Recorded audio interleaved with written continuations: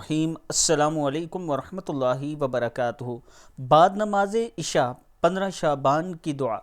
جو شخص ماہ شعبان میں کثرت سے دعا کا ورد کرے گا تو اللہ تعالیٰ اسے انشاءاللہ قیامت کے دن حضور اکرم صلی اللہ علیہ وآلہ وسلم کی شفاعت نصیب فرمائے گا۔ اس کے ساتھ ہم اللہ تعالیٰ سے یہ بھی دعا کرتے ہیں کہ اللہ تعالیٰ ہمارے جتنے لوگ فوت ہوئے ہیں اور جن جن کے والدین بالخصوص فوت ہوئے ہیں، اللہ تعالیٰ انہیں جنت الفردوس میں اعلیٰ مقام عطا فرمائے اور اللہ تعالیٰ سب کی مغفرت فرمائے۔ تو دعا شروع کرتے ہیں۔ بسم اللہ الرحمن الرحیم۔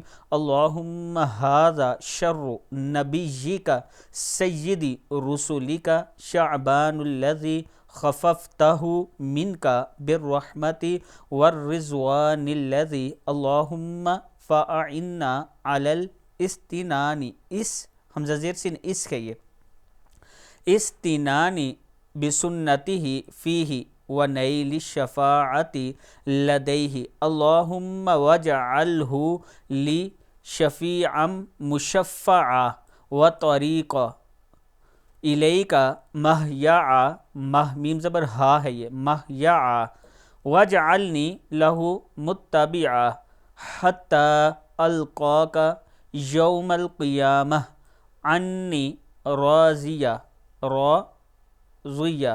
وعن ذنوبی غاضیہ قد اوجبت لی منک الرحمت والرضوان وانزلتنی دار القرار ومحل الاخیار۔ صدق اللہ العظیم۔ اللہ تعالیٰ ہم سب کو یہ دعا پڑھنے کی توفیق دے۔ اللہ تعالیٰ ہم سب کے گناہوں کو معاف فرمائے۔ اللہ تعالیٰ ہم سب کے جتنے بزرگ آج تک فوت ہوئے ہیں ان سب کی مغفرت فرمائے، اور اللہ تعالیٰ ہمیں رسول اللہ صلی اللہ علیہ وآلہ وسلم کے نقش قدم پر اور ان کے سنتوں کے مطابق زندگی گزارنے کی توفیق دے۔